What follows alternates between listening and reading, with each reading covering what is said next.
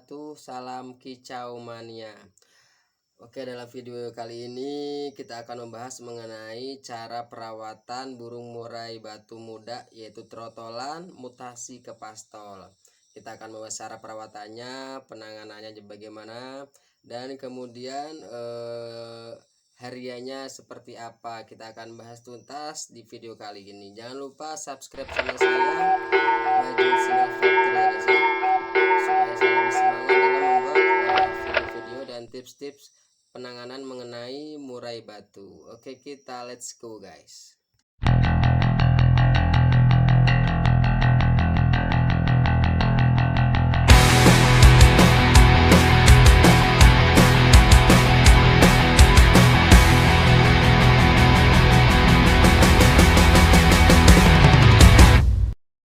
Oke guys, kita akan membahas mengenai murai batu trotol mutasi ke pastol ya guys ya.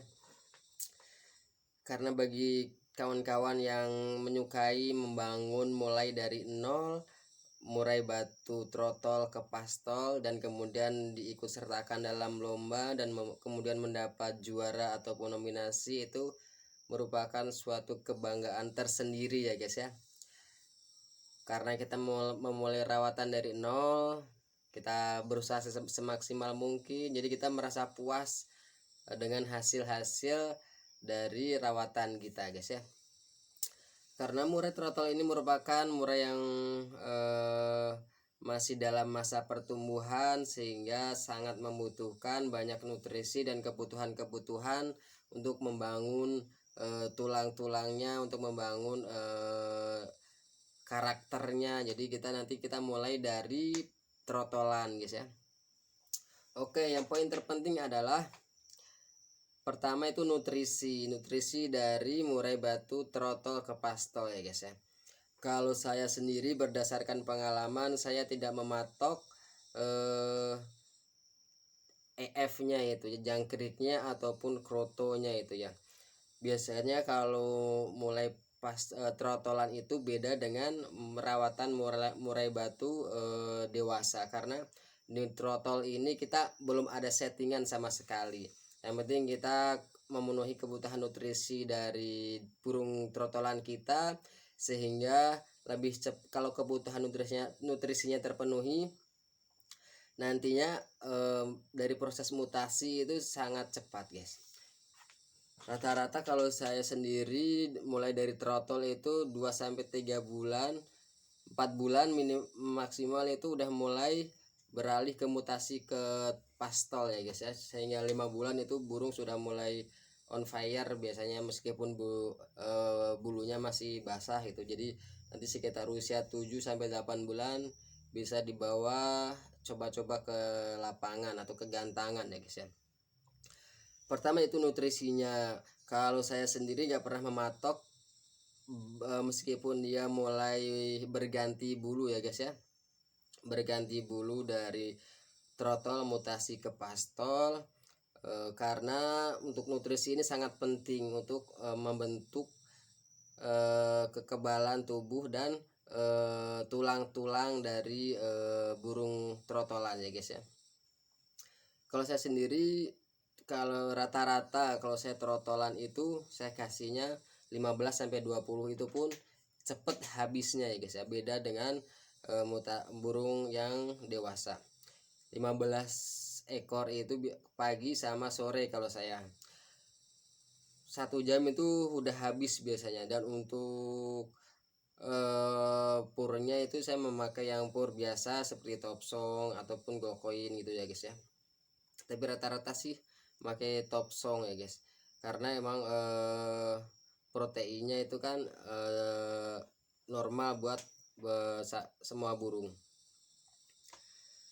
Terus untuk krotonya, kalau saya seminggu biasanya 2-3 kali, tergantung. Kalau misalkan di toko pakan burung itu ada kroto, kita baru bisa beli kroto. Kalau misalkan nggak ada kroto, saya tambahin jangkriknya itu menjadi 17 ataupun 18 supaya kebutuhan dari nutrisinya terpenuhi. Dan nanti kita akan melihat bagaimana cara burung itu menghabiskan makanannya guys ya. Karena kalau untuk purnya itu 1 sampai 2 hari kita beri setengah cepuk itu pasti akan habis, karena emang kalau untuk murai batu trotol itu makanya sangat rakus ya guys, karena dia untuk memenuhi kebutuhan pertumbuhan tulang-tulangnya dan pertumbuhan dari badannya sendiri guys. Karena ini kan mulai trotol dari masa pertumbuhan burung tersebut ya, jadi untuk kebutuhan nutrisinya itu sangat penting. Karena kalau kita berbicara murai trotol itu kita belum punya settingan yang pas. Nanti kalau misalkan udah mulai ke pastol usia 5-6 bulanan, nanti dari situ kita mulai menyeting pemberian jangkriknya ya, ataupun kroto dan lain sebagainya guys. Yang fokusnya selain itu adalah mandi. Jadi kalau untuk trotolan itu kita ajarkan mandi guys, supaya nanti kedepannya itu lebih burungnya itu terbiasa dengan mandi di keramba. Kalau saya sendiri selama seminggu biasanya suka diajarin mandi di keramba ya guys ya. Jadi kalau untuk murai batu prastol, kalau misal trotol itu kalau misalkan nutrisinya terpenuhi, biasanya itu burungnya itu pinter ya, berdasarkan pengalaman dia pinter menyerap materi-materi dari masteran yang kita punya, ataupun gayanya itu legek kalau orang Sunda bilangnya. Jadi punya gaya tersendiri dan karakter tersendiri biasanya. Dan mandinya itu saya biasanya diajarkan setiap hari itu mandi, itu supaya murai trotolan kita itu mudah mengingat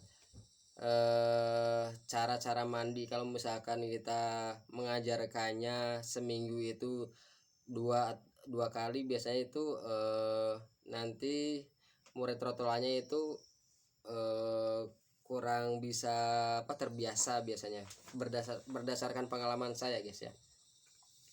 Jadi tiap hari kita mandi, nanti setelah 7 hari ataupun setelah 2 minggu itu nanti kesananya kita ajarkan 3 hari. Karena kalau misalkan dia udah bisa mandi sendiri, udah masuk keramba, udah mandi sendiri, itu lebih enak kita untuk mengkondisikan burung trotolan kita. Karena burung yang trotolan itu butuh kelembaban untuk memutasi bulunya guys ya. Jadi kalau untuk murai trotol itu berbeda ganti bulunya sama murai batu dewasa. Kalau trotol itu mutasi, kalau untuk dewasa itu kan mabung ya guys ya.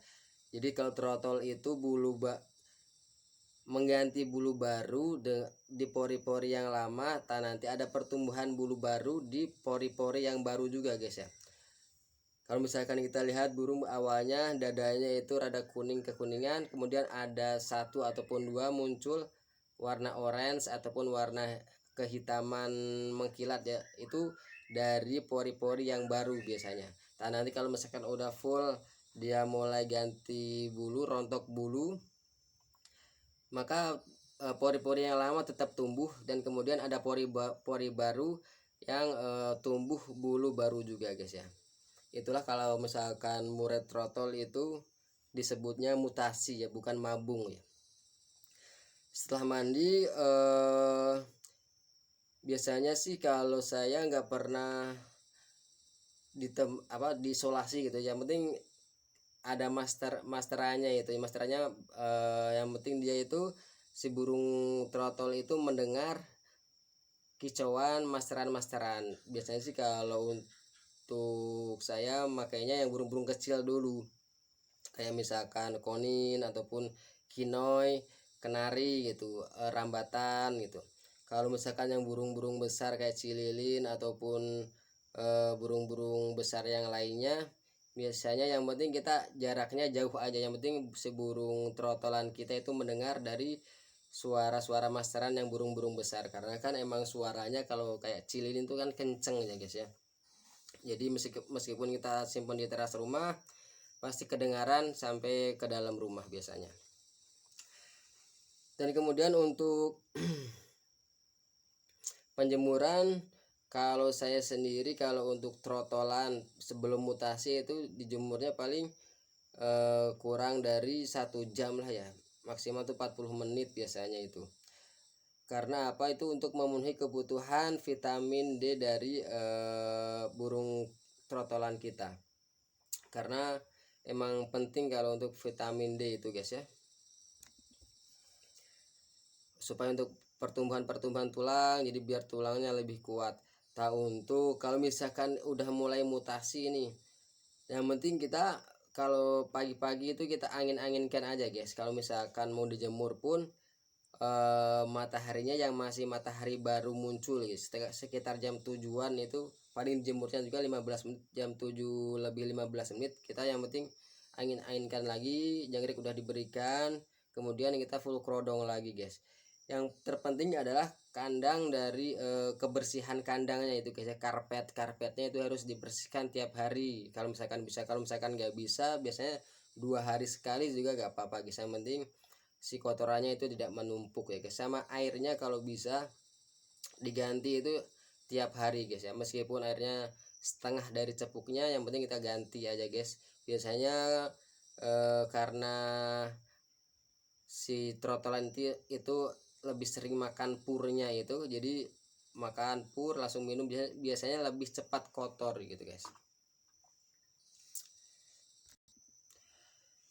Dan mungkin sebetulnya untuk perawatan murai batu trotol itu sangat simpel ya guys ya, berbeda dengan burung murai batu dewasa yang kita udah punya settingan, karena emang betul-betul kalau untuk murai batu trotol ini belum ada settingan sama sekali. Yang penting kita fokus pada pertumbuhan dan kebutuhan nutrisi burung kita terpenuhi guys. Paling yang terpenting yang terpenting itu saja guys.